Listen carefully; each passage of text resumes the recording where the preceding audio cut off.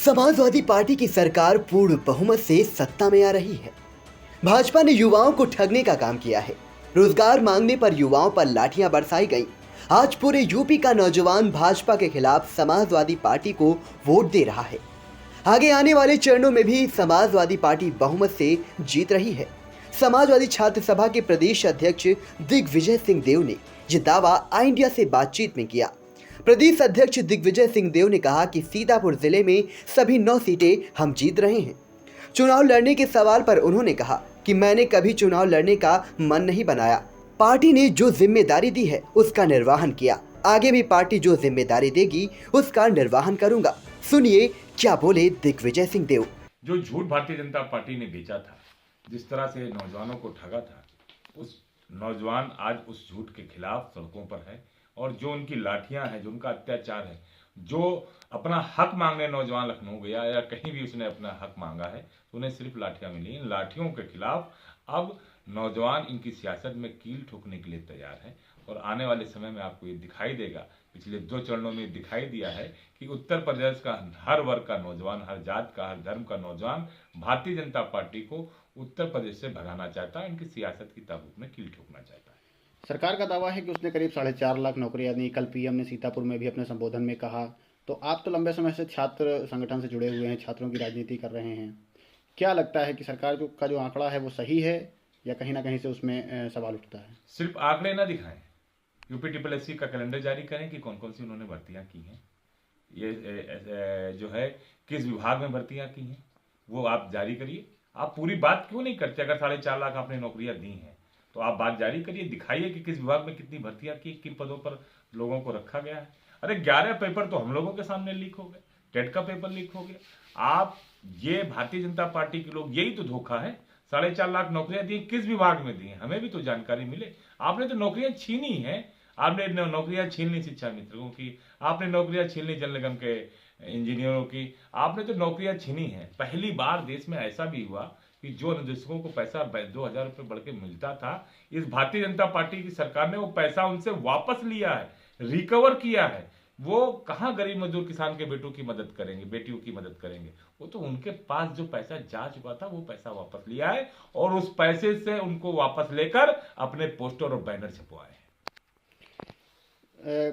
सरकार का या जो भाजपा के लोगों का कहना है कि जो समाजवादी पार्टी को कई तरह से कहते हैं तमंचावादी, दंगावादी, और कहा कि कोरोना काल में इन लोगों ने कोई काम नहीं किया, कोरोना में केवल भाजपा ने काम किया। तो कैसे देखते हैं आप इन शब्दों को या जो इन आरोपों को जो लगाए जा रहे हैं पार्टी पर? कोरोना काल में अगर उन्होंने काम किया होता तो सड़कों पर नंगे पैर चलते हुए लोगों की तस्वीरें नहीं आती। एक बाप अपने कंधे पर मरे हुए बेटे की लाश लेकर चल रहा था, ऐसी तस्वीरें नहीं आती। बेटियां सूटकेस पर सोई हुई खींची जा रही थी, उसकी वीडियो नहीं आती। एक बेटी जो अपने बाप के इलाज के लिए चीख रही थी, उसकी वीडियो आई थी, वो चीखें नहीं आती। एक पत्नी जो अपने पति को मुंह से सांस दे रही थी, वो वीडियो नहीं आती। एक बाप जिसका नौजवान बेटा 19 साल का मर गया, उसका रोते बिलखते हुए फोटो नहीं आती। क्या वीडियो और ये फोटो झूठ है? क्या वो शमशान में जलती हुई चिताएं झूठ हैं जिनके आगे उन्होंने बैरिकेटिंग लगाई, जिनके आगे टीन लगाकर छिपाया गया?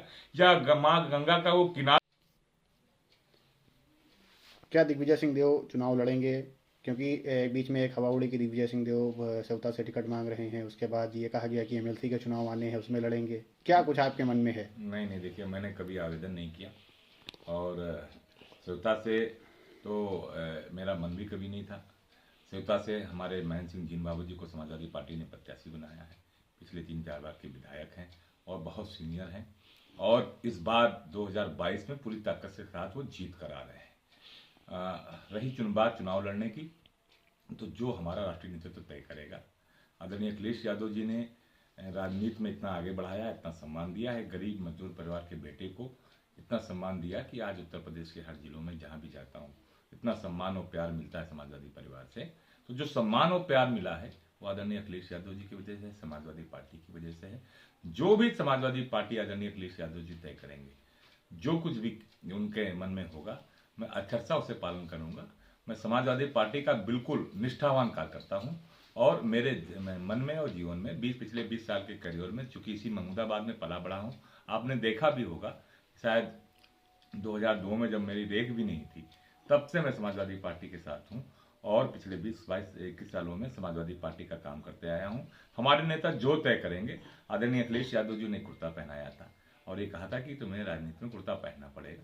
मैं पहले पैंट शर्ट ज़्यादा पहनता था, उन्होंने कुर्ता पहनाया था। आदरणीय अखिलेश यादव जी कहेंगे अगर कुर्ता टांग दो तो मैं कुर्ता टांगूंगा। मेरा जो कुछ भी है वो आदरणीय अखिलेश यादव जो मेरी पूरी निष्ठा उनमें है। एक गरीब बाजार के बेटे को कूड़े के ढेर से निकालकर उत्तर प्रदेश की इतनी बड़ी जगह पर इतना सम्मान दिया है, मेरे लिए यही बहुत कुछ है।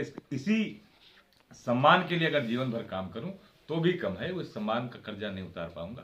तो जो कुछ भी भविष्य में आदरणीय अखिलेश यादव जी कहेंगे या समाजवादी पार्टी का जो भी दिशा निर्देशन होगा वो काम करने का काम करूंगा।